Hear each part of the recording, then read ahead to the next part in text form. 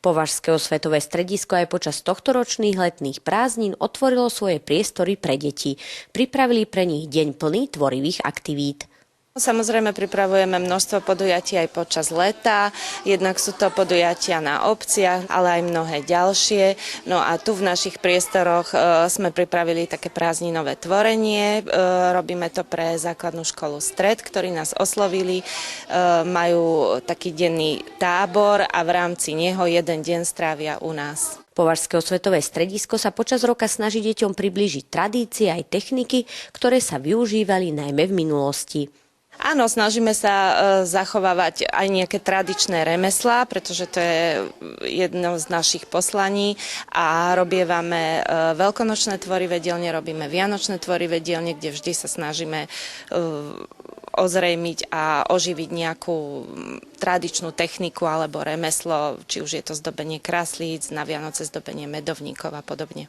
Deti pod vedením lektorov pracovali v 2 skupinkách. Keďže prišlo viac ako 30 detí, tak sme ich rozdelili na 2 skupiny a pre každú skupinu máme pripravený program. Budú robiť batikované tašky, také ekovrecká na 10. alebo na prezúvky.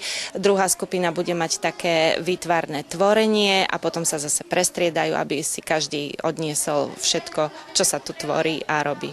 Deťom sa počas tvorivých aktivít darilo a domov si odnášali pekné výrobky. Niektorí potrebovali pomoc, iní zvládli zadanie sami.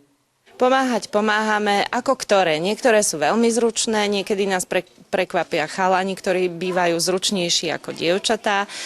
Jedných to baví viac, jedných menej, je to individuálne. Prišli sme zo základnej školy Stred. A máme taký denný tábor, počas ktorého chodíme na rôzne výlety. Dneska sme vo svetovom stredisku a tešíme sa, čo pre nás pripravia.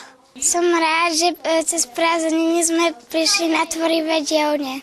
Tešíme sa, že sme prišli na tvorivé dielne a niečo si odtiaľ vyrobíme a niečo si aj zoberieme.